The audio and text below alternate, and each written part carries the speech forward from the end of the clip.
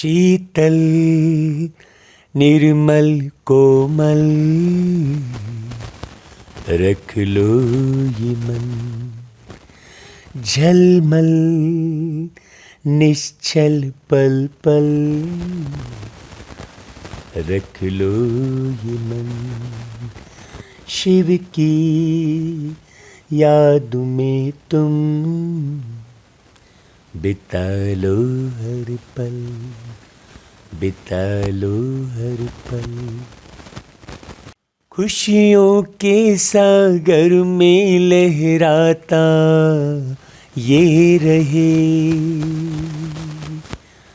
खुशियों के सागर में लहराता ये रहे। बाबा के ही गीत गाता ये रहे। शीतल निर्मल कोमल रख लो ये मन। शिव की याद में तुम बिता लो हर पल, बिता लो हर पल। बहुत समय पहले ऐसे ऐसे गीत स्वतः ही बन गए थे। यह आत्मा की अवस्था है।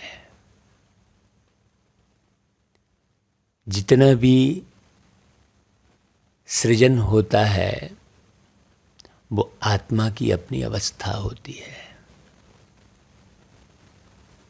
बाबा ने आकर आत्मा का ज्ञान सुनाया, रूहानी नॉलेज दी। बाकी तो जिस्मानी नॉलेज देने वाले दुनिया में बहुत मनुष्य हैं। जितनी जितनी हमें शरीर की नॉलेज लेनी चाहिए कि ये शरीर कैसे काम करता है, किन चीज़ों से ये शरीर सुरक्षित रहता है और किन चीज़ों से ये शरीर बिगड़ता है, कैसे चलने पर ये शरीर स्वस्थ रहता है ना, किस विधि से हम चलें तो ये शरीर पूरी तरह स्वस्थ रहे, ये नॉलेज भी लेना अनिवार्य है। तो आत्मा का नॉलेज लेना भी अनिवार्य है। आत्मा अर्थात आप स्वयं, आत्मा अर्थात मैं स्वयं। हाँ, मुझ में किस किस बात का प्रभाव पड़ता है। जैसे शरीर में भोजन का प्रभाव पड़ता है, खान पान का प्रभाव पड़ता है, बोली वाणी का भी प्रभाव पड़ता है, उसी प्रकार इस शरीर में आत्मा का भी प्रभाव पड़ता है। यदि आपको तन मन धन जन सब स्वस्थ रखना है तो सबका ज्ञान होना अनिवार्य है ना भाई। एक तरफ एक बात को समझ लेने से हम पूरा जीवन बहुत बेहतर बना लें, ऐसा हो नहीं सकता। तो तन को स्वस्थ रखने के लिए मन को भी शीतल निर्मल कोमल निश्चल रखना ही पड़ेगा। यदि हम मन को बार बार खराब करते रहेंगे तो तन भी खराब होता है और मन खराब होने से साथ में जुड़े हुए जो जन हैं उन्हें भी खराब लगता है। इसलिए बाबा ने रूहानी नॉलेज देकर, है ना, आत्मा की नॉलेज देकर हमें संपन्न बनाया है। देवता किसे कह रहे हैं? जिन्हें पूरी नॉलेज है ही, अब उन्हें नॉलेज लेने की आवश्यकता नहीं है। नॉलेज जो है उस आधार पर जीवन स्वतः चल रहा है उनका, है ना भाई। और मनुष्य मतलब वो नॉलेज ले ही रहा है सदा, उसे नॉलेज लेने की आवश्यकता पड़ रही है। मनुष्य और देवता में ये अंतर है ना। शरीर में दोनों के अंतर नहीं है, सिर्फ नॉलेज में अंतर है। अब ये समझने की ज़रूरत है कि उन देवताओं ने, मतलब देवता कौन? आत्मा। उन देवताओं ने ये नॉलेज कब ली? जब वो देव आत्मा मनुष्य आत्मा बनी। देव आत्मा से मनुष्य आत्मा बनने के लिए पूरे कई हजार साल लगे, और मनुष्य आत्मा से देव आत्मा बनने के लिए ज़्यादा समय नहीं लगेगा। भाई ऐसा क्यों? ऐसा इसलिए क्योंकि जो देव आत्मा बने, है ना, वो स्वतः ही जो है नीचे उतरते चले गए। फिर जो है ऊंचे उठने का ज्ञान कोई देने वाला था ही नहीं। ऊंचे उठने का ज्ञान तो ऊंचे ते ऊंचा परमात्मा ही धरती पर आकर देते हैं। तो आज बाबा मुरली में कहते हैं, अपनी वाणी में कहते हैं, मुरली मतलब बाबा की वाणी, मुरली मतलब बाबा का ज्ञान, मुरली अर्थात जीवन जीने की विधि। हाँ, है ना भाई, उसे एक शब्द मुरली कहा है। और वही मुरली श्री कृष्ण जी के हाथों में सदा रखी हुई दिखाई है। हाँ, वो सदा उस मुरली को कायम रखते हैं अपने जीवन में। कौन सी मुरली को रखते हैं सदा? ज्ञान को रखते हैं, ज्ञान युक्त है वो, है ना कृष्ण जी। इसलिए कृष्ण जी का गायन है। तो बाबा कहते हैं, मीठे बच्चे तुम रूहानी बाप से नई नई रूहानी बातें सुन रहे हो। हाँ, नहीं तो दुनिया में तो किसी को मालूम ही नहीं है कि आत्मा किस प्रकार से कार्य करती है, आत्मा इस धरती पर कब आती है। हर एक मनुष्य आत्मा अपने स्वरूप को बदल के बैठी हुई है। वो आत्मा है लेकिन वो देह समझ के बैठी हुई है। वो आत्मा है लेकिन वो नारी समझ के बैठी है स्वयं को। वो आत्मा है लेकिन पुरुष समझ के बैठा है। वो है एक आत्मा लेकिन बूढ़ा समझ के बैठा है स्वयं को। शरीर बूढ़ा हुआ, आत्मा वो जो स्वयं है वो तो कभी बूढ़ी होती नहीं। कितनी खुशी की बात है। लेकिन वो बूढ़ा समझ गए, बूढ़ा शरीर हुआ। हाँ भाई, शरीर एक वस्तु है। जैसे कोई वस्तु पुरानी हो जाती है तो उसका उपयोग करने वाला भी स्वयं को पुराना समझने लगे हैं। ये उचित है क्या? कोई वस्तु पुरानी हो गई तो उपयोग करने वाला स्वयं को थोड़ी पुराना समझेगा। तो शरीर भी भाई इन प्रकृति के तत्वों से मिलकर बना है ना। शरीर भी इन प्रकृति के तत्वों से मिलकर बना है ना। जैसे कोई वस्तु प्रकृति के तत्वों से मिलकर बनती है। हाँ, तो शरीर भी एक वस्तु है, लेकिन शरीर को संभालने का क्या तरीका है वो अलग ज्ञान है, और स्वयं को संभालने का क्या तरीका है वो अलग ज्ञान है। तो बाबा आकर रूहानी नॉलेज दे रहे हैं, मतलब आपको स्वयं की नॉलेज दे रहे हैं। हाँ, तो बाबा कहते हैं कि देखो तुम जानते हो। तुम जानते हो क्यों बोल रहे हैं? क्योंकि जो रोज़ पढ़ाई पढ़ रहे हैं वो जानते हैं। तो बाबा पूरे विश्वास के साथ कह रहे हैं कि तुम तो इस बात को जानते हो। अब अपने दिल से पूछो कि बाबा ने कहा कि तुम जानते हो, तो जान रहे हो क्या? क्या जानते हो तुम?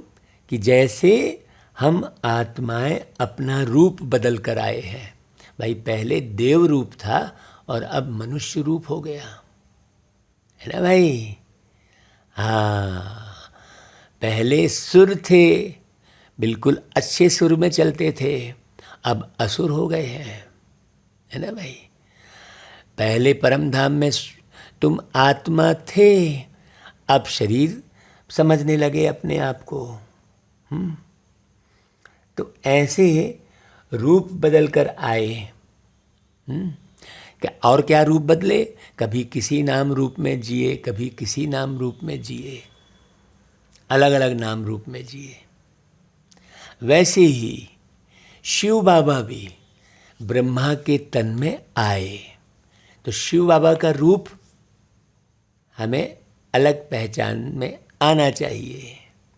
वैसे ही बाप भी एक तन का आधार लिए, बस अंतर इतना रहा कि तुमने तन लिया माँ के गर्भ में और बाबा ने तन लिया बना बनाया एक, जो एक आत्मा उस तन को संभाल रही थी ऑलरेडी पहले से, उस तन का आधार ले लिया। बाबा ने और एक नए तन का निर्माण नहीं किया। हाँ, क्यों? क्योंकि बाबा को एक अलग से नए तन में रहकर जीवन जीने की कोई इच्छा ही नहीं थी अलग से। तुमको इच्छा होती है तो तुम तो खुद ही को भूले हुए हो भैया। तुम एक आत्मा हो, तुम्हारी इच्छा होती है कि मैं एक शरीर लूँ, हाँ, लेकिन भूले हुए हो कि तुमने ये इच्छा रखी थी, हाँ, कि मैं उस आत्मा के साथ रहूं जिस आत्मा से तुम्हारा कनेक्शन था। हाँ, ये बड़ी गहरी बात है। तो जिससे कनेक्शन था तुम उसके गर्भ में प्रवेश कर गए। चाहे मन का कनेक्शन था, चाहे धन का कनेक्शन था, किसी से हिसाब किताब लेना था और तुमने शरीर छोड़ दिया, तो अब उससे लेओगे कैसे? तो चलो उसी के यहाँ जन्म ले लेते हैं भाई, वहीं जन्म लेंगे, खाएंगे पिएंगे, हिसाब बराबर हो जाएगा, है ना भाई। ये है बड़ी सूक्ष्म बात। ये सारी बातें बताई किसने भाई? एकदम स्पष्ट हो गई। तो कोई भी बात स्पष्ट हो जाने से फिर असमंजस वाली स्थिति नहीं रहती है।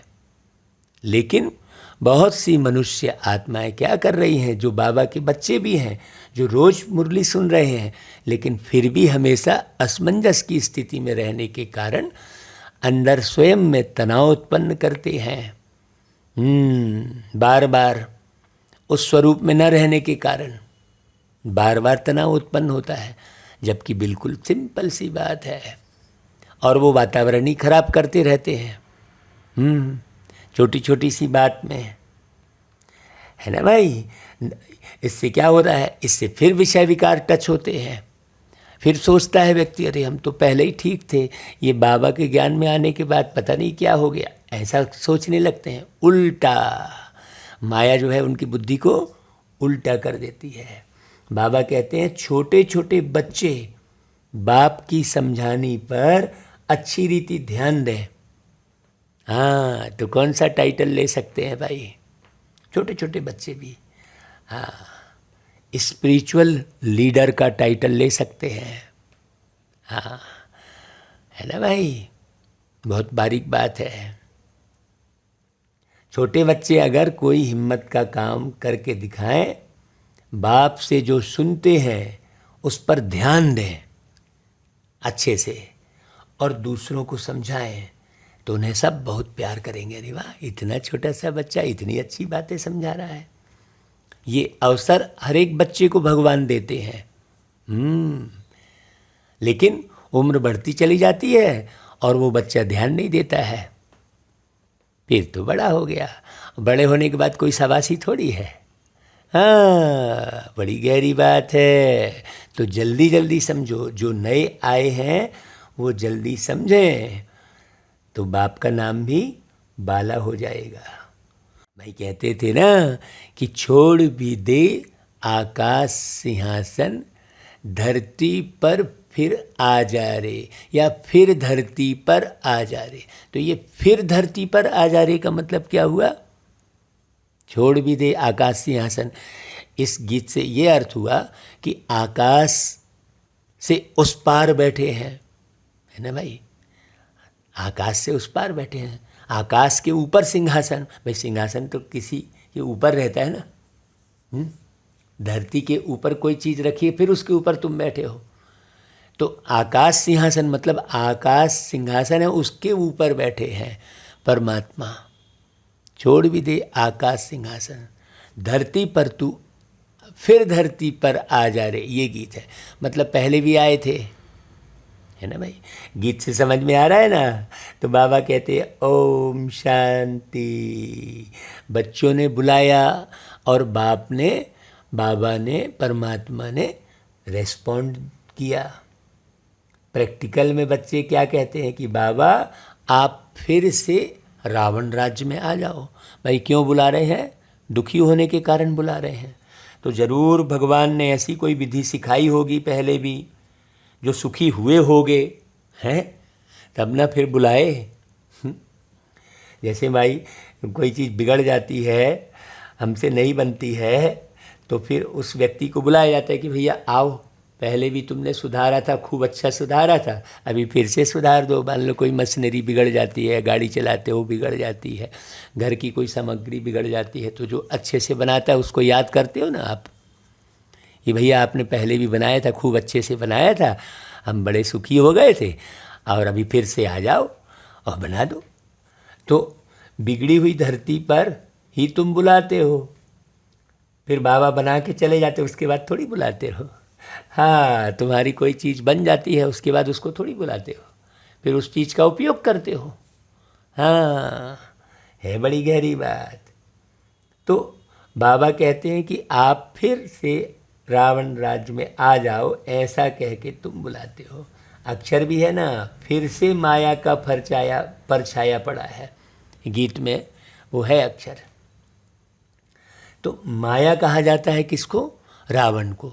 लेकिन दुनिया में माया किसको समझ लेते हैं? धन दौलत को, रिश्ते नातों को माया समझते हैं। ये बड़ी बहुत विडंबना है भाई। रिश्ते नाते धन दौलत माया थोड़ी है। जो रिश्ता है वो भी तो एक आत्मा है, वो माया थोड़ी है कोई है। लेकिन आत्मा का ज्ञान नहीं होने के कारण माया समझ लेते हैं रिश्ते नातों को। माया, मोह माया कहते हैं। अरे भाई, मोह माया कह भी रहे हो, मतलब मोह ही माया है ना, है। ये मोह कहाँ से आया? मोह आया जो है काम विकार से है कि नहीं भाई? काम वासना से तुमको मोह आया। तुम्हारे गर्भ से जो संतान निकली, जो तुमने काम वासना से उत्पन्न की, उसी में तुम्हारा मोह लटक गया, है ना, है कि नहीं भाई? या तो फिर धन को माया समझते हो। क्यों? क्योंकि तुमने धन को सर्वोपरि समझ लिया। हाँ, जबकि कई ऐसे दृष्टांत दिए जाते हैं कि धन कोई काम का नहीं रह जाता। एक समय वो धन न पानी दे पाता है, न हवा दे पाता है। वो कहानी है ना भाई, कि भाई एक राजा था, खूब धन दौलत इकट्ठी किया हुआ था, तो उसकी एक चाबी मंत्री को दे रखा था देखने संभालने के लिए, और एक चाबी स्वयं रखा था, और बड़ा खुश होता रहता था उन खजानों को देखकर। फिर एक दिन क्या हुआ, सवेरे सवेरे आया अपने खजाने में कि चलो देख कर आता हूँ। तो देख कर बड़ा खुश हो रहा था। फिर उसी माने वो अंदर अपना खुश हो रहा था, और उसी समय मंत्री के भी मन में संकल्प आया, और उसने भी फिर जो है सोचा कि चलो देख कर आता हूँ भाई, राजा के खजाने को जांच कर, भैया कुछ गड़बड़ तो नहीं हुई है। देखा तो अरे दरवाज़ा खुला था। तो बोले अरे ये दरवाज़ा कैसे खुला है, चलो इसको बंद कर देता हूँ। वो बाहर से लॉक करके जो है, अच्छा हुआ मैं आ गया, कहीं गलती से कहीं भूल से मैं खुला तो नहीं छोड़ गया था करके वो बंद करके चला जाता है। अब बंद करके चला जाता है वो राजा अंदर, बिल्कुल अब निकल ही नहीं पाता। अब उसकी आवाज़ को सुने कौन? अब सुने कौन?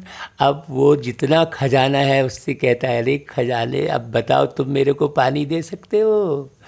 अब धीरे धीरे उसको जो है भूख प्यास सब में वो तड़प तड़प के वहीं मर जाता है। सोचो, मतलब वो खजाना उसको ना तो पानी दे पाया, ना हवा दे पाया, ना कुछ। ये दृष्टांत है। तो धन को सर्वोपरि मानना ये भी रॉन्ग है। हाँ, धन को माया मान लेना ये भी रॉन्ग है। ना तो धन को तुम्हें त्यागना है, ना धन की हवस में रहना है। भाई धन, इसका मतलब ये नहीं कि धन नहीं कमाना है, लेकिन धन की हवस बहुत बुरी है ना। हाँ, लेकिन अब धन को माया समझने के कारण कई लोग कंगाल हो जाते हैं। बोले अरे यार ये धन वन के चक्कर में नहीं पड़ना, लेकिन ज़रूरत तो पड़ती ही है ना भाई, फिर तो मांगते हैं ना जाकर, है ना। तो माया को भी समझना बहुत अनिवार्य है। माया कहा जाता है रावण को। तो पुकारते हैं रावण राज्य आ गया है, इसलिए अब फिर से आ जाओ। रावण के राज्य में यहाँ बहुत दुख है, हम बहुत दुखी पाप आत्मा बन पड़े हैं। अभी बाप प्रैक्टिकल में आए हैं, अब इसे समझना बहुत अच्छे से है। बच्चे जानते हैं। फिर से वही महाभारत लड़ाई भी खड़ी है। बाप ज्ञान और राजयोग सिखला रहे हैं। बुलाते भी हैं, हे निराकार परम पिता परमात्मा, निराकार से आकर साकारी रूप लो, रूप बदलो। गाते हो ना भाई, कभी राम बन के कभी श्याम बन के चले आना, मतलब रूप बदल के आना ना। बाप समझाते हैं, तुम भी वहाँ के रहने वाले हो, ब्रह्म में तत्व व निराकारी दुनिया में। हाँ, इसे अच्छे से समझना कि भाई जब निराकारी दुनिया में रहने वाले हो तो यहाँ साकार में उपयोग करना, ना कि साकार में फंसना। तुमने भी रूप बदला है, यह कोई नहीं जानते हैं। जो आत्मा निराकार है वही आकर साकार शरीर धारण करती है, बस धारण करने की विधि थोड़ी सी चेंज है ना भाई। आत्मा माँ के गर्भ में प्रवेश करके हाँ छोटा शरीर धारण करती है, फिर धीरे धीरे उसमें रहकर उस शरीर को बढ़ाती है, और परमात्मा डायरेक्ट अवतरित होते हैं।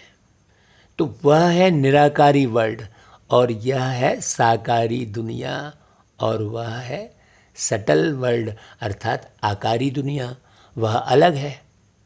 हाँ, बहुत गहरी बात समझना भाई, तुम्हारी बुद्धि में है। हम शांति धाम व निर्वाण धाम से आते हैं।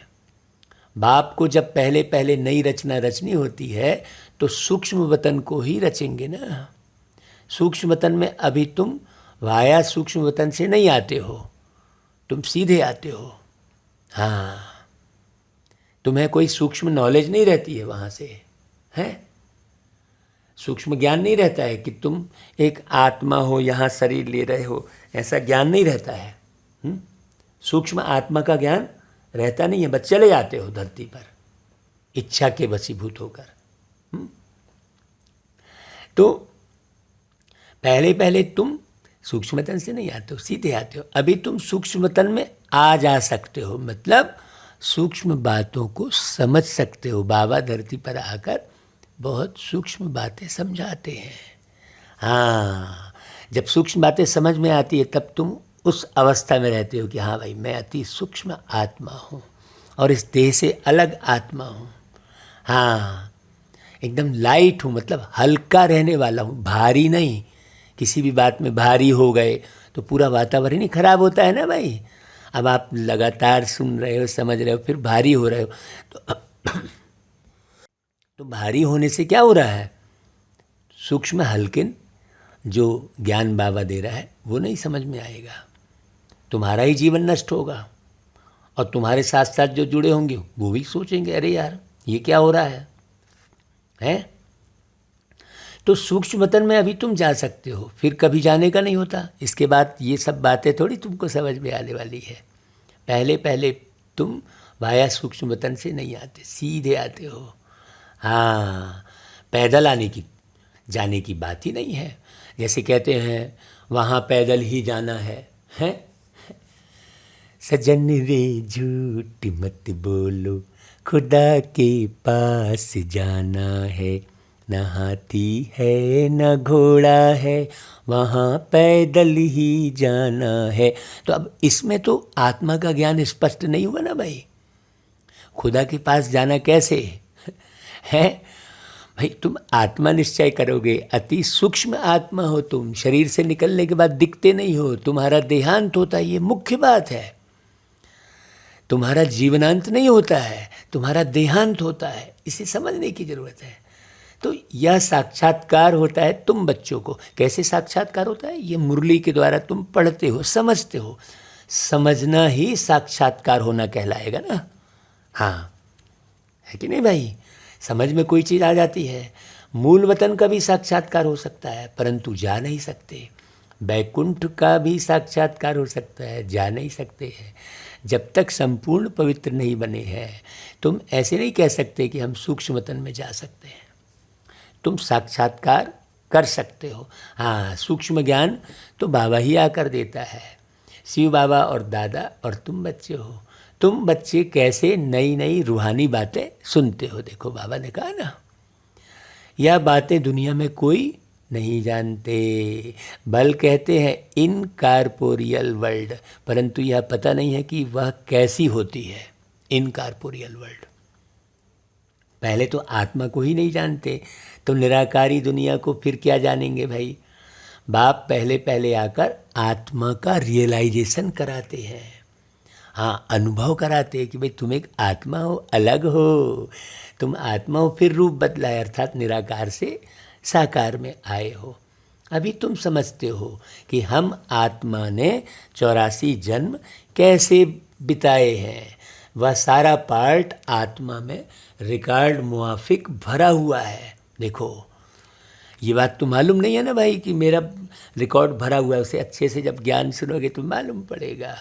पहले यह बातें सुनाते थे, बाप कहते हैं अभी तुमको गुह्य रमणीक बातें सुनाता हूँ, जो तुम आगे नहीं जानते थे वह अभी जानते हो। नई नई पॉइंट्स बुद्धि में आती जाती, इसलिए दूसरों को भी झट समझा सकते हो। दिन प्रतिदिन यह ब्राह्मणों का झाड़ बढ़ता जाता है, समझने वालों की संख्या बढ़ती जाएगी, यह फिर देवी झाड़ बन जाएगा बाद में। हाँ, ब्राह्मणी वृद्धि को पाएंगे। देखने में कैसे छोटे आते हैं, जैसे वर्ल्ड के नक्शे में इंडिया देखते हैं तो कितनी छोटी दिखाई पड़ेगी, है ना भाई? है तो बहुत बड़ा, लेकिन नक्शे में तो छोटी दिखाई देती है ना। हाँ, वास्तव में इंडिया तो कितना बड़ा है। वैसे ही ज्ञान के लिए कहा जाता है मन मना भाव, अर्थात अल्प को याद करो। बीज कितना छोटा होता है, झाड़ कितना बड़ा निकलता है भाई। तो यह ब्राह्मण कुल भी छोटा है, वृद्धि को पाता जाता है। तुम्हारी बुद्धि में है कि हम इस समय ब्राह्मण हैं, फिर देवता बनेंगे। कौन है ब्राह्मण? आत्मा है ब्राह्मण, शरीर की बात नहीं है यहाँ पर। 84 जन्मों की सीढ़ी तो बहुत अच्छी है, बच्चे समझा सकते हैं। जो 84 जन्म लेते हैं वही आकर समझते हैं, फिर 84 कोई 80 भी लेते होंगे। यह तो समझते हैं हम इस दैवी कुल के हैं, हम सूर्यवंशी घराने के बनेंगे। अगर नापास होंगे तो फिर देरी से आएंगे भाई। हाँ भाई, ये तो फिक्स है ना भाई सेटिंग। सभी इकट्ठे तो नहीं आएंगे, भल बहुत ज्ञान लेते रहते हैं, परंतु इकट्ठे तो नहीं आएंगे ना भाई। जाएंगे इकट्ठे, लेकिन आएंगे थोड़े थोड़े। यह तो समझ की बात है ना। कैसे आएंगे? जो इस स्मृति में जाएंगे। सारा खेल किसका है? स्मृति का है। इसलिए अव्यक्त वाणियों को आप विशेष रूप से पढ़ना भैया। बाबा ने अव्यक्त वाणियों में सारा स्पष्ट और किया है। वाणियों को सुनते चलो, जितना ज़्यादा सुनोगे गढ़ोगे, उतना ज़्यादा आनंद की पराकाष्ठा में जाओगे भाई।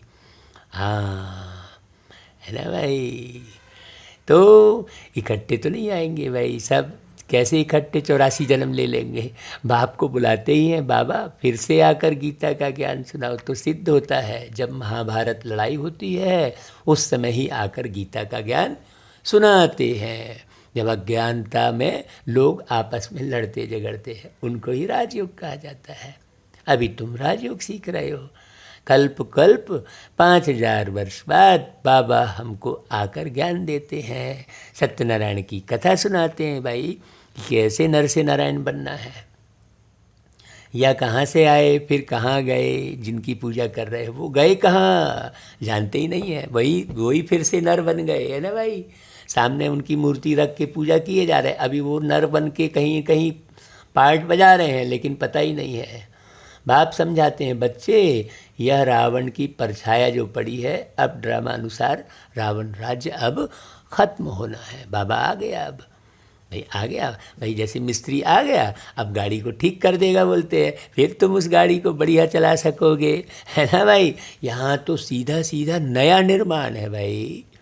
हाँ भाई, जैसे बड़े बड़े जो है कारखानों में नई चीज़ें बनती है, हाँ उन्हीं चीज़ों से नई चीज़ बनती है, तो नया हमेशा पसंद है ना भाई।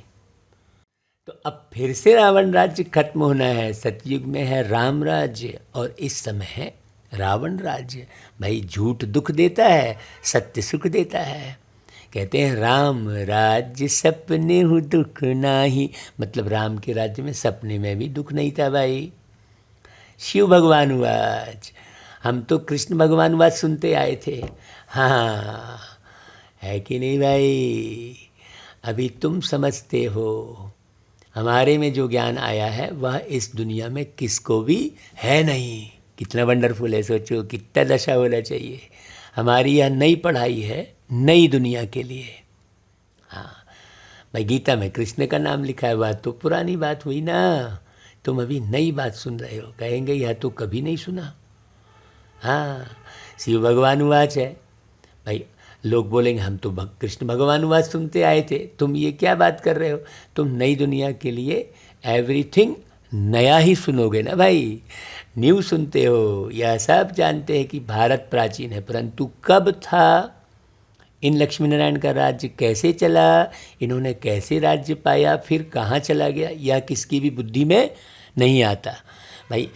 वहाँ तक की लिखा है इतिहास में, इसने इसके ऊपर आक्रमण किया तो राज्य किया, लेकिन लक्ष्मी नारायण ने कैसे राज्य पाया वो किसी को नहीं मालूम है कि नहीं। क्या हुआ जो इन्हों का राज्य खत्म हो गया, फिर वो लक्ष्मी नारायण का राज्य गया कहाँ, किसने जीत पाई, कुछ भी समझते नहीं। वो लोग तो सतयुग को लाखों वर्ष दे देते हैं। यह हो नहीं सकता कि लक्ष्मी नारायण ने लाखों वर्ष राज्य किया होगा, कोई भी नहीं कर सकता है।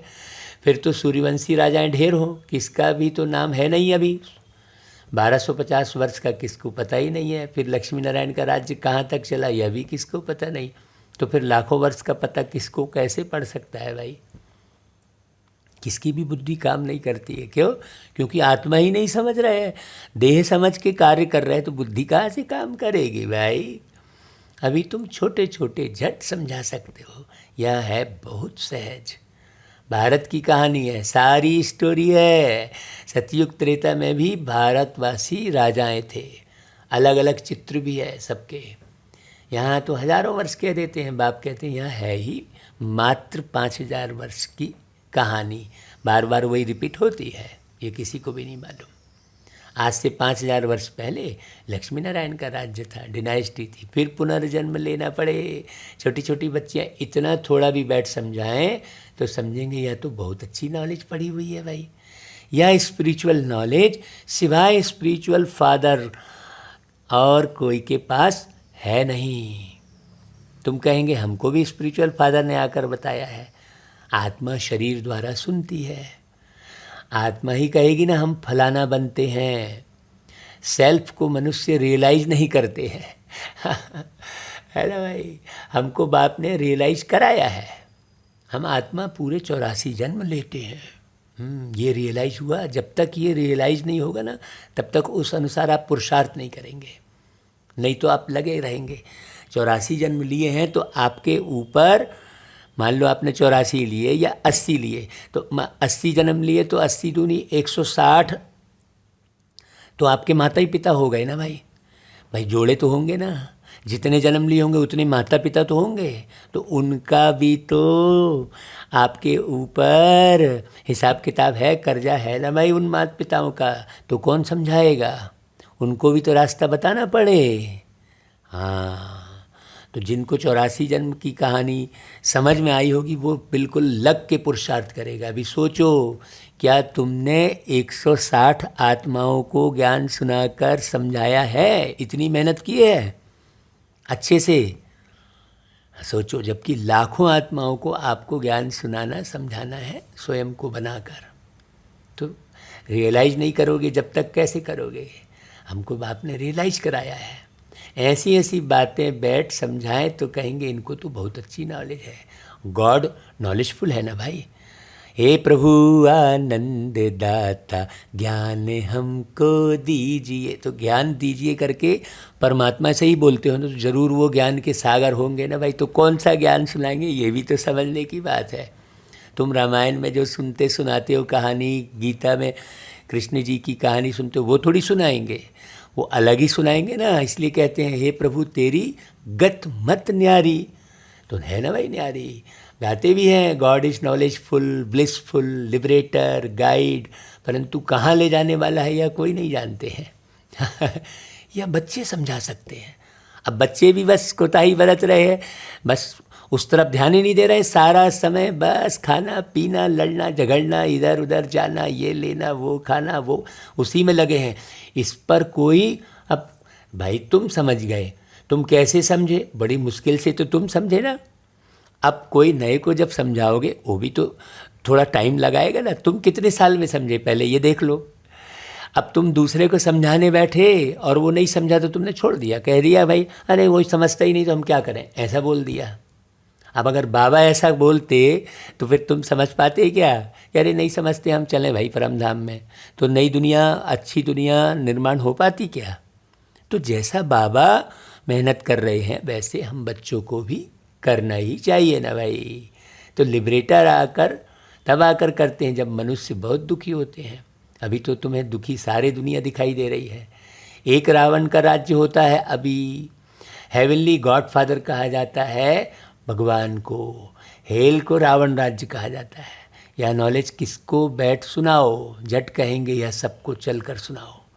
हाँ, परंतु धारणा बहुत अच्छी चाहिए। जब हम स्वयं में धारणा अच्छी नहीं किए हैं, हमारी बुद्धि ही खाली कपड़े लत्ते, खाने पीने, घूमने फिरने, इधर उधर की बातचीत में लगी है, तो फिर हम सुनाएंगे कैसे? सारा समय ज्ञान बुद्धि में टपकते रहना चाहिए। हाँ हम तो बन गए, हम तो अच्छे हैं, कह देने से थोड़ी हो जाएगा, करके दिखाना पड़ेगा ना। बाबा देखो उदाहरण दे रहे हैं। प्रदर्शनी के चित्रों की मैगजीन भी है, और भी समझेंगे तो उस पर बहुत सर्विस कर सकते हैं। मान लो तुम बड़े चित्र नहीं बना रहे हो तो एक किताब भी तो छपी है भाई, उस किताब के द्वारा तुम समझा सकते हो। बाबा जो है देखो जयंती बहन को याद कर रहे हैं। यह बच्ची भी लंदन में वहाँ अपनी टीचर को समझा सकती है। हाँ, वहाँ लंदन में यह सर्विस कर सकते हैं। दुनिया में ठगी बहुत है ना, रावण ने एकदम सबको ठग बना दिया है। बच्चे सारे वर्ल्ड की हिस्ट्री जाग्राफी समझा सकते हैं। लक्ष्मी नारायण का राज्य कितना समय चला, फिर फलाने संबत से इस्लामी, बौद्धि, क्रिश्चियन आते हैं। बाबा ने जयंती बहन को याद किया, भाई देखो हमको भी जयंती दीदी ने लंदन बुलाया था, कितने भाग्यशाली हम। जयंती बहन जो हैं ब्रह्मा बाबा के तन में जब शिव बाबा आते थे उस समय से जयंती बहन जुड़ी हुई है। तो बाबा देखो उनको भी याद किए थे। जानकी दादी के संग थी जयंती बहन। अभी भी लंदन में देखो कारोबार पूरा बाबा का संभाल रही हैं, बेहद का हम तो देख कर आए हैं। हाँ, हमको कितना अवसर मिला, बाबा ने कितना अवसर दिया पूरे ब्राह्मण परिवार से मिलाने का। तो सारा देश घुमाया, विदेश की हेड ऑफिस ले गए, दुबई ले गए, माने और भी अभी तो सेवा बची हुई है भाई। अभी तो ये मत समझना कि चलो पूरा हो गया। लक्ष्मी नारायण का राज्य कितना समय चला, फिर फलाने संबत से कौन कौन आए, वृद्धि होते होते वैरायटी धर्मों का झाड़ कितना बड़ा हो जाता है। आधा कल्प बाद और धर्म आते हैं। ऐसी ऐसी बातें यहाँ बैठ सुनाएं तो सुनने वाले इनको कहेंगे या तो स्पिरिचुअल लीडर है, इनमें स्पिरिचुअल नॉलेज है, या फिर कहेंगे यह नॉलेज तो इंडिया में मिल रही है, स्पिरिचुअल गॉडफादर दे रहे हैं, वह है बीज रूप, वह उल्टा झाड़ है। अब सोचो हम इंडिया में रह के और हम भारत में रह के हमारे को वो नशा नहीं है। हाँ, बीज है देखो नॉलेजफुल, बीज को झाड़ की नॉलेज होगी ना भाई, हाँ, लेकिन बीज को नॉलेज होगी मतलब अब वो एक है चैतन्य बीज और एक है अचेतन बीज। तो यह वैरायटी रिलीजन का झाड़ है। भारत का डीटी रिलीजन इनको कहा जाता है। पहले लक्ष्मी नारायण का राज्य, फिर होता है राम सीता का राज्य। आधा कल्प यह चलता है, फिर बाद में आते हैं इस्लामी। झाड़ वृद्धि को पाता रहता है। ऐसे जाकर यह बच्ची भाषण करे और समझाए कि यह वृक्ष कैसे इमर्ज होता है। अब भाई कोई वृक्ष बनता है तो एक सा थोड़ी रहता है, तना बहुत मोटा रहता है, फिर आगे की टालियाँ कमज़ोर रहती हैं, पतली होती चली जाती हैं, फिर और पतली होती हैं, फिर पत्ते निकलते हैं। होता है ना भाई ऐसा झाड़ में। वैसा ही ये मनुष्य सृष्टि झाड़ है। तो सबसे मजबूत कौन सा होगा? तने वाला देवी देवता धर्म।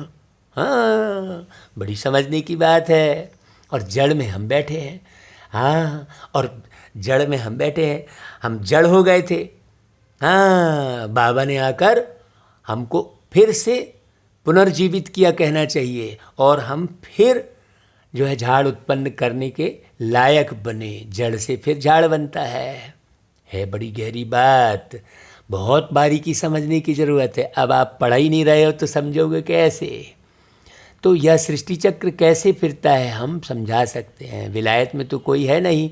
यह बच्ची जाकर समझाए कि अभी आयरन एज का अंत है, गोल्डन एज आने वाला है, तो वे लोग बहुत खुश होंगे। बाबा युक्ति बतलाते रहते हैं, इस पर ध्यान देना चाहिए। छोटे बच्चों को मान बहुत मिले। छोटा कोई हिम्मत का काम करते हैं तो उनको बहुत प्यार करते हैं। बाप को यह होता है कि ऐसे ऐसे बच्चे इसमें अटेंशन दें तो स्पिरिचुअल लीडर बन जाएं। स्पिरिचुअल गॉड फादर ही बेस्ट नॉलेज देते हैं। कृष्ण को गॉड फादर कहना महाभूल है। गॉड तो है निराकार, हम सब आत्माएं ब्रदर्स हैं, वह बाप है।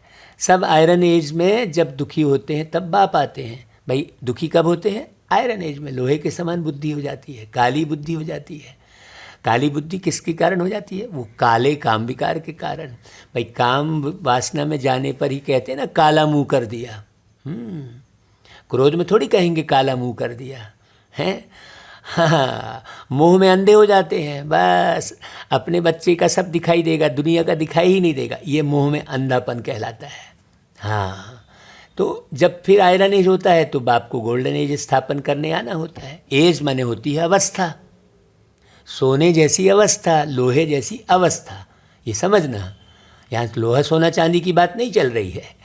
भारत प्राचीन सुखधाम था, हेवन था। बहुत थोड़े मनुष्य थे। अब कुछ न कुछ समझाने के लिए कोई ना कोई जो है वस्तु का, शब्द का आधार तो लेना पड़ता है ना भाई। इसके जैसे ऐसा उदाहरण तो देना पड़ता है ना।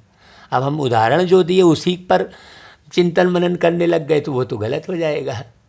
तो बाबा कहता है इतनी सब आत्माएँ कहाँ थी भाई?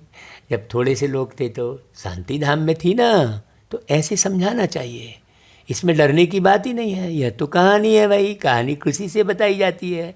वर्ल्ड की हिस्ट्री ज्योग्राफी कैसे रिपीट होती है, उनको कहानी भी कह सकते हैं, नॉलेज भी कह सकते हैं। तुमको तो यह पक्की याद होनी चाहिए। हाँ, बाप कहते हैं मैं जो आत्मा हूँ मुझ में सारे झाड़ का ज्ञान है जो मैं रिपीट करता हूँ। बस बाबा को ज्ञान है ही। नॉलेजफुल बाप बच्चों को नॉलेज दे रहे हैं। यह जाकर नॉलेज देंगे तो कहेंगे आप औरों को भी बुलाओ। बोलो, हाँ बुला सकते हैं, क्योंकि वो लोग जानना चाहते हैं कि भारत का प्राचीन राजयोग क्या था जिससे भारत हेवन बना। वह कोई समझाए।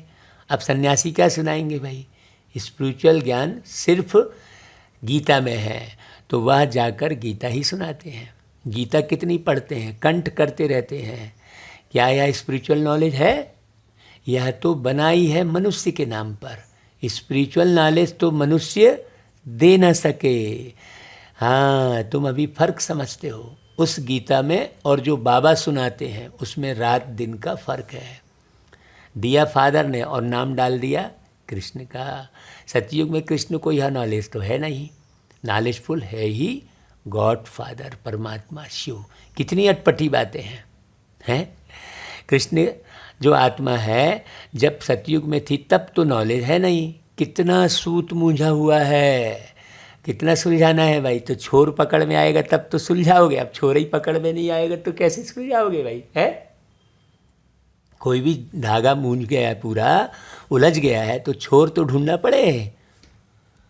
तो यह सब विलायत में जाकर नाम निकाल सकते हैं, भाषण कर सकते हैं। बोलो, वर्ल्ड की हिस्ट्री, ज्योग्राफी की नॉलेज हम आपको दे सकते हैं। गॉड हेवन स्थापन कैसे करते हैं, वह हेवन से फिर हेल कैसे बनता है, सो हम आपको समझाते हैं। अब ये मुरली तो बहुत पहले चली है, अभी तो जयंती दीदी लंदन में जाकर और सारा पेरिस और फ्रांस, पूरे उस एरिया में जगह जगह पर सेंटर खोलने के निमित्त बनी है हमारी जयंती दीदी। हाँ, तो गॉड हेवन स्थापन करते हैं, वह हेवन से फिर हेल कैसे बनता है, सो हम आपको आकर समझाते हैं। या बैठ लिखें, फिर देखें हम कोई पॉइंट भूले तो नहीं हैं, फिर याद करके लिखें। ऐसे प्रैक्टिस करने से फिर बहुत अच्छा लिखेंगे, फिर बहुत अच्छा समझाएंगे तो नाम वाला हो जाएगा भाई। यहाँ से भी बाबा कोई को बाहर भेज सकते हैं, यह जाकर समझाएं तो भी बहुत अच्छा है। 7 दिन में भी बहुत होशियार हो सकते हैं, लेकिन कोई सुने ढंग से तब। अब सुन सुन के भी कोई बोल नहीं पा रहा है तो काहे की होशियारी कहलाएगी भाई। समझा नहीं पा रहे हैं तो किस काम का। सोचो, कोई मशीन लाए, वो बने बोले नहीं हम हैं सब कुछ बढ़िया लेकिन चल नहीं रहे हैं, तो वो किस काम की मशीन है ना भाई। कितनी भी महंगी है, उसमें सारे गुण हैं, लेकिन वो चल नहीं रहा है, तो क्या काम की वो मशीन। चलनी चाहिए ना भाई। इसी प्रकार मनुष्य आत्मा जो भी ज्ञान सुन रहे हो उसे धारण करके फिर सुनाने आना चाहिए अच्छे से। बुद्धि में धारण करना है, बीज और झाड़ डिटेल समझानी है अच्छे से। बाबा बार बार यही कह रहे हैं, चित्रों पर बहुत अच्छी रीति समझा सकते हैं।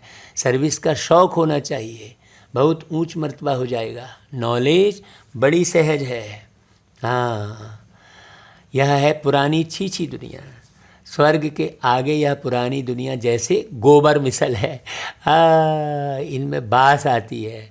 वह है सोने की दुनिया और यह है गोबर की दुनिया। देखो ना भाई, लोग गोबर खाना शुरू कर दिए, गौमूत्र पीना शुरू कर दिए। सोचो, माने शरीर को स्वस्थ रखने के लिए ना जाने क्या क्या कर रहे हैं। कई तो अब ये तो ऐसी परिपाटी भी चल गई कि भाई मनुष्य अपना ही मूत्र पी ले। अरे भगवान, सोचो, जो चीज़ शरीर बाहर फेंक रहा है उसको भी पी रहे हैं, तो कितना देखो नीचे की अवस्था हो गई, गोबर मिसल हो गई दुनिया। तुम बच्चे जानते हो, अभी हम यह शरीर छोड़ जाकर प्रिंस प्रिंसेस बनेंगे। बताओ, कहाँ बाबा का ज्ञान और कहाँ दुनिया में मनुष्यों का ज्ञान, कितना अंतर। और उसके बाद भी यदि हम सारे दिन में एक को भी सुनाने का उमंग ना आए तो हम काहे के बाबा के बच्चे भाई।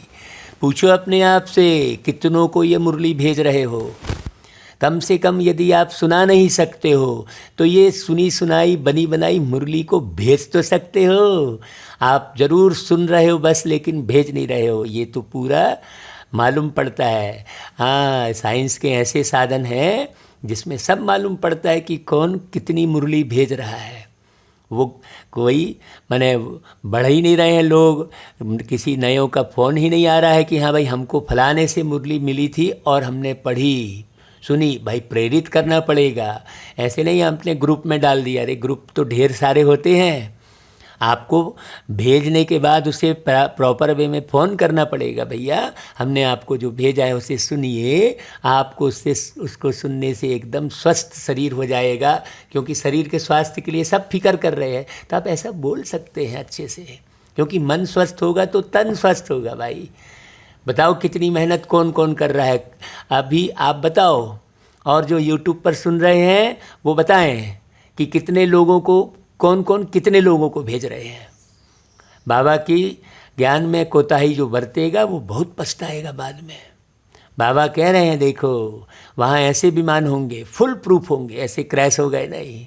यहाँ तो भय बना रहता है, अरे भाई एरोप्लेन में बैठेंगे पहले से ही बीमा वामा सब करा के रखते हैं, मर गए तो कम से कम बीमा वाले तो पैसा दे देंगे। वहाँ ऐसा कुछ नहीं होगा। देखो, यह खुशी बच्चों को अंदर रहे तो कभी भी कोई बात में रोना आएगा ही नहीं। तुम समझते हो ना कि हम प्रिंस प्रिंसेस बनेंगे, तो तुमको क्यों नहीं अंदर में खुशी होनी चाहिए भाई। हाँ, लेकिन जब ऐसा अंदर में परमानेंट रहेगा तो कभी मुंह लटका हुआ नहीं दिखाई देगा किसी का। बहुत अच्छी बात समझना, जब आप इस खुशी में रहोगे तो वाइब्रेशन फैलेंगे। अरे आप कैसे खुशी में रहते हो, तो बताओ भाई, मैं आत्मा जाकर राजा महाराजा बनने वाला हूँ। अच्छा, वो बड़े ध्यान से सुनेगा।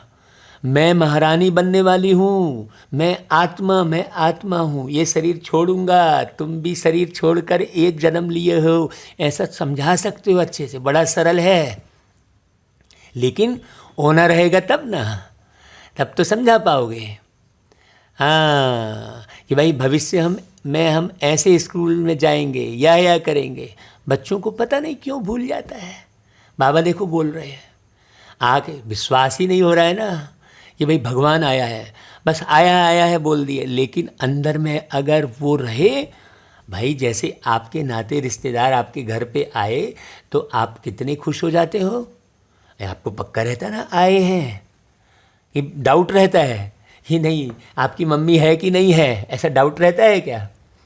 क्यों? क्योंकि उस आत्मा के साथ जीवन बिताए हुए रहते हो। यहाँ भी तो बाबा की मुरली के साथ कितने वर्षों से जीवन बिता रहे हो भाई। कोई 5 साल से सुन रहा होगा, ज़रा ये भी बताओ कौन कौन कितने साल से सुन रहा है। कमेंट करो भाई, यूट्यूब में सुनने वाले कौन कौन कितने साल से सुन रहा है। तो बहुत नशा चढ़ना चाहिए। अच्छा भाई, बाबा फिर याद प्यार देते हैं, गुड मॉर्निंग करते हैं, नमस्ते करते हैं। हम बच्चे भी बाबा को खूब याद करें, नमस्ते करें, याद प्यार दें भाई बाबा को। अच्छा भाई, फिर देखो सार, बाबा ने आज दुनिया को गोबर मिसल कह दिया है। गोबर से कैसे आप चीची करके किनारा करते हो? हाँ, ज़रा भी पैर नहीं पड़ने देते हो भाई, पानी से तो धुल जाएगा, लेकिन पड़ने देते हो क्या?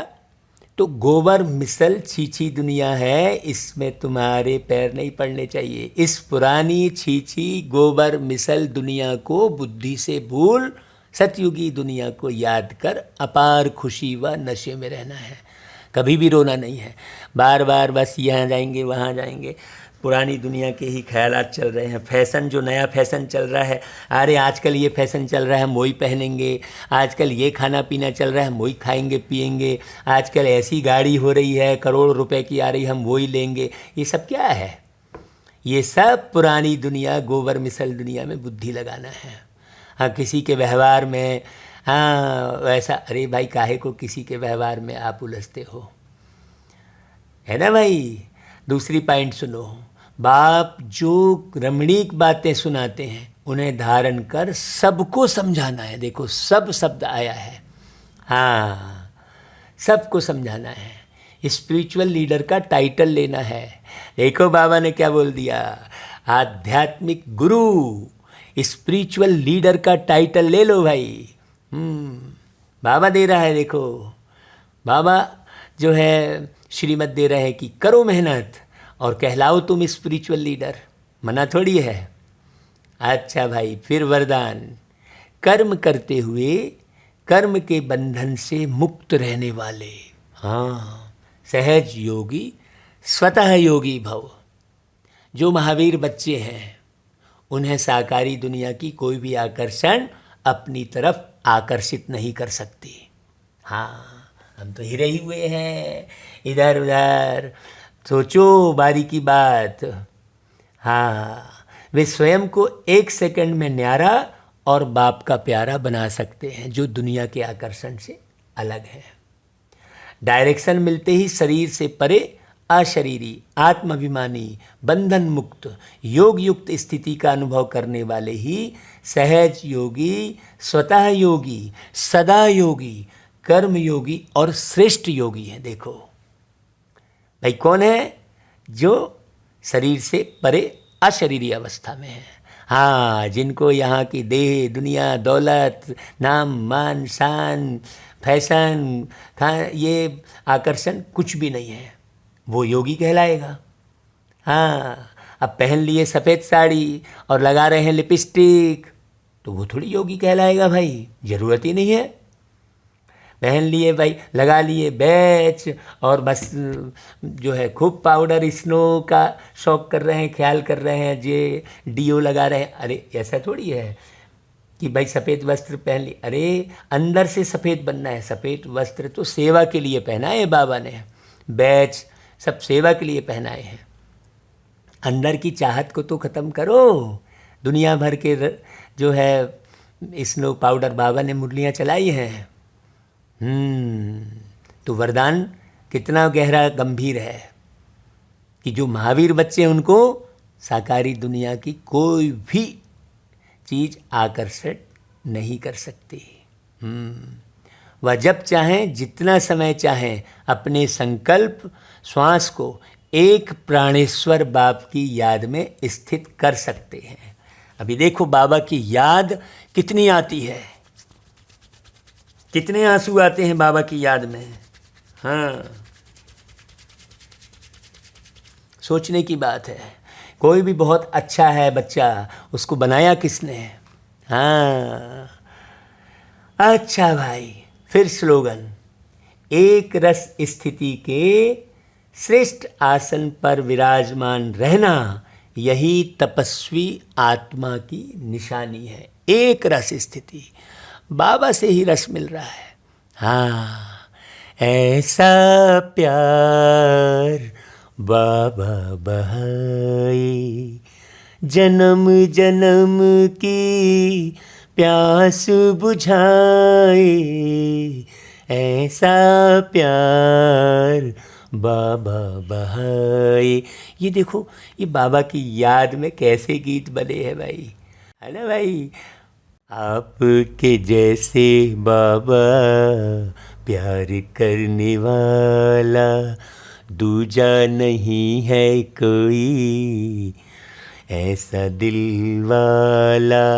देखो, देते हमको है राजाई, लेते सारी बुराई, लेते सारी बुराई, है ना भाई। ऐसे गीत बनाए देखो। हाँ, कैसे प्यार में डूबकर कैसे एक रस अवस्था बनी, और कैसे गीत और कैसा संगीत बन जाता है। संगीतकार बाबा, गीतकार बाबा। बाबा मुरलियों में प्यार भी लुटाते हैं, शक्तियाँ भी बरसाते हैं, सावधानी भी देते हैं। सब कुछ मुरली में मिलता है।